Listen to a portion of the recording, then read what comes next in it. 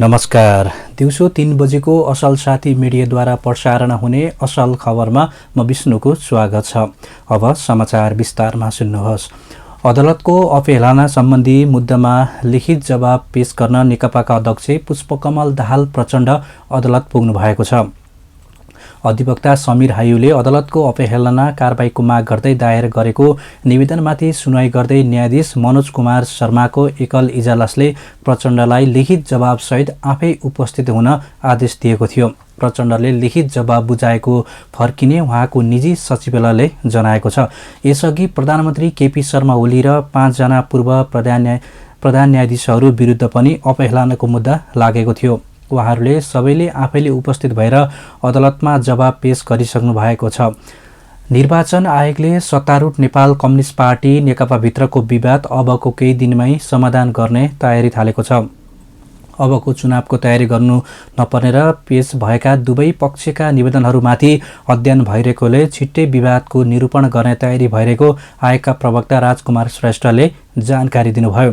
संवैधानिक व्यवस्था, कानुनी प्रावधान, प्राप्त निवेदन लगायतलाई आधार बनाएर आयोगले अध्ययन अन्तिम चरणमा पुर्याएको छ। यसअघि चुनावको प्रयोजनका लागि विभिन्न काम गर्नुपर्ने भएकोले नेकपाभित्रको विवाद समाधान गर्न समस्या भएको र अहिले अवस्था सहज भएकोले भनाइरहेको छ। यदि दिनभित्र नै विवाद निरूपण भनेर आकलन गर्न सकिने अवस्था नरहेपछि अहिलेलाई केही दिन मात्रै हुन्छ भनेर बुझ्नुपर्ने प्रवक्ता श्रेष्ठको भनाइ छ।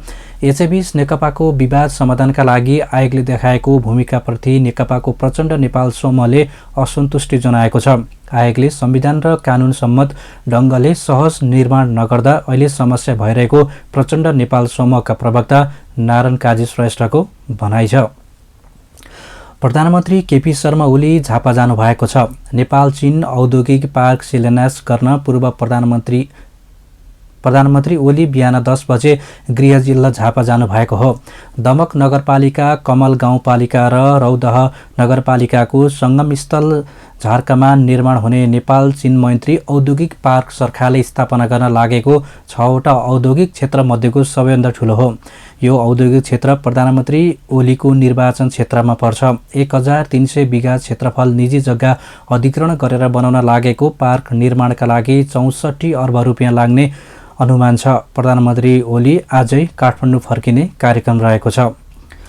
राष्ट्रिय मानवाधिकार आयोगले दलितले छोएको दही खाएको न्युमा अघोषित रूपमा सामाजिक बहिष्कार रूपमा पारिएको दिक्तेल रूपाकोट मजुवागढी नगरपालिका 1 का 77 वर्षीय टङ्क प्रसाद आचार्यलाई न्याय र सुरक्षाको प्रत्याभूति दिलाउन प्रशासन तथा स्थानीय सरकारलाई निर्देशन गरेको छ।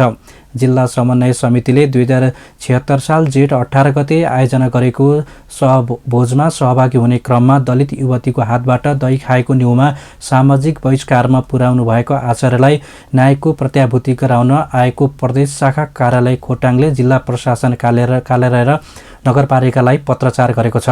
आचार्य छुवाछुत मुक्त समाज निर्माणका लागि प्रदेश 1 को अभियान अन्तर्गत भएको सहभागी हुनुभएको थियो। अदालतले छोएको दलितले खाएको न्युमा आफन्तहरूबाटै अघोषित रूपमा बहिष्कार गरिएको घटनाको विषयमा सूक्ष्म अनुसन्धान गरी दोषीलाई कानुनी दायरामा ल्याउन प्रशासन र नगरपालिकालाई भनिएको आयोगको प्रदेश शाखा कार्यालयका प्रमुख उपसचिव श्यामबाबु काफ्लेले बताउनुभयो।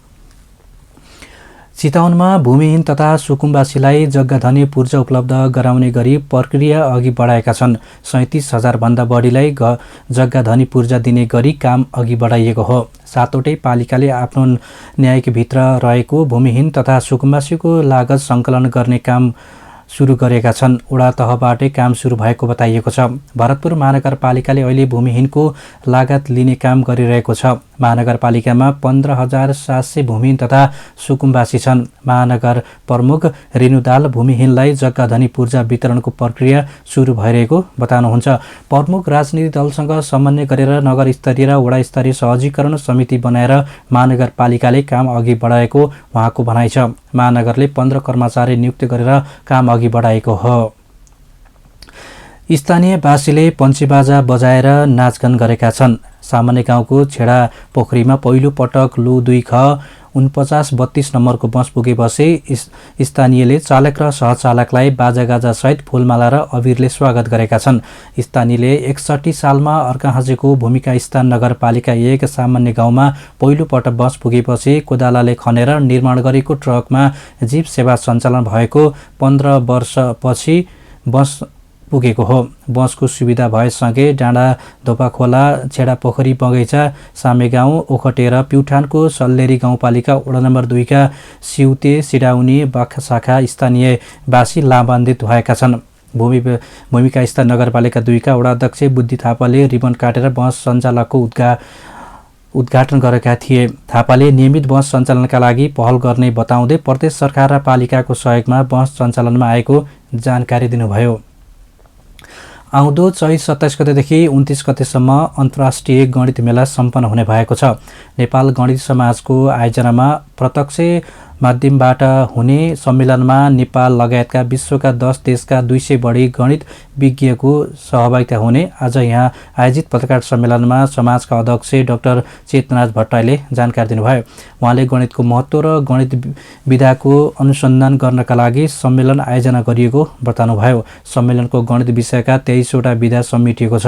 उहाँले सरकारले पनि गणित विषयलाई अवमूल्यन गरेको अवस्थामा गणितको अन्तर्राष्ट्रिय महत्त्व कति छ भन्ने बुझ्न पनि सम्मेलनले सार्थकता राख्ने बताउनुभयो। सम्मेलनमा नेपाली गणित विज्ञले अन्तर्राष्ट्रिय मञ्चमा आफ्नो धारणा समेत राख्नेछ। सम्मेलनबाट गणित विधामा विश्वव्यापी रूपमा भइरहेको अध्ययन अनुसन्धानबारे नेपाली गणित विज्ञ परिचित हुने र देशभित्र भइरहेको अध्ययन अनुसन्धान अन्तर्राष्ट्रिय जगतमा परिचित गराउने उद्देश्य रहेको छ। सम्मेलनमा 5वटा कार्यपत्र 25 आमन्त्रित कार्यपत्र प्रस्तुत गरिनेछ। गएको वर्ष पनि भनिएको सम्मेलन कोरोना भाइरसको कारणले चैतमा हुन थालिएको हो। नेपालमा 50 भन्दा बढी गणितमा विद्यावृत्ति र 100 भन्दा बढीले एमफिएल गरेका छन्। 50 वर्षदेखि अल्पविकसित राष्ट्रको समूहमा रहेको नेपाल अबको 5 वर्षपछि विकासशील राष्ट्रमा रूपान्तरण हुने भएको छ। संयुक्त राष्ट्रसङ्घीय विकास निधि समितिको हालको बैठकले नेपाललाई अल्पविकसित मुलुकको दर्जाबाट स्तर उन्नति हुन सिफारिस गरेसँगै गरिब देशको समूहबाट स्तर उन्नत हुन लागेको हो। निगो स्थित संयुक्त राष्ट्रसङ्घका लागि नेपालको स्थानीय नियोगको अनुसार राष्ट्रिय आयव्यय समितिले निर्धारण गरेको स्तर उन्नतिका सूचकमा प्रगति भएकोले नेपाललाई स्तर उन्नतिका लागि सिफारिस गरिएको हो। स्तर उन्नतिका निम्ति आवश्यक पर्ने तयारी गर्न समितिले 5 वर्षको अवधि प्रदान गरेको छ। स्तर उन्नतिका लागि 3 वर्ष अघि नै नेपालको प्राविधिक योग्यता पूरा भएको थियो। कति बेला भूकम्पबाट उत्पन्न सहज परिस्थितिलाई समेत दृष्टिगत गरी तत्कालीन सरकारले स्तर उन्नतिका लागि राष्ट्र समक्ष सिफारिस गरेका थिएनन्। स्तर उन्नतिका लागि नेपालले आर्थिक क्षेत्रमा धेरै चुनौतीको सामना गर्नुपर्ने अवस्था सिर्जना भएको छ।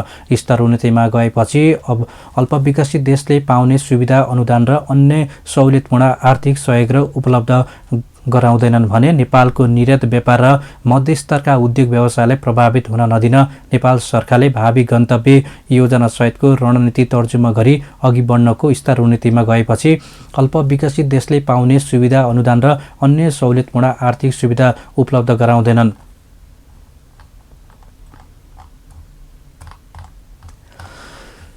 यिनै समाचारहरूसँगै दिउँसो 3 बजेको असल खबर आइसकिन्छ। अहिलेलाई भने बिदा लिन चाहन्छौँ। हस्त नमस्कार। असल साथी रेडियो, असल साथी मिडिया सुन्दै गर्नुहोस्। हस्त नमस्कार।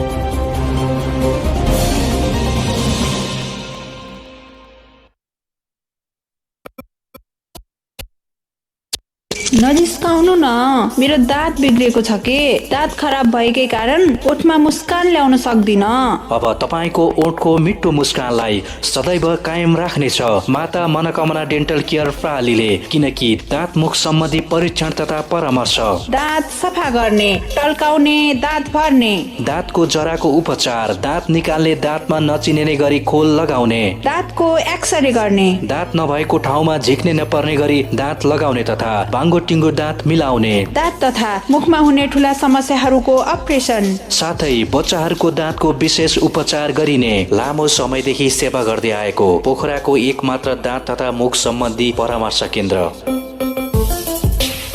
सम्पर्क माता मनोकामना डेन्टल केयर प्राली, न्यू रोड पोखरा, पोखरा महानगरपालिकाको ठीक अगाडि।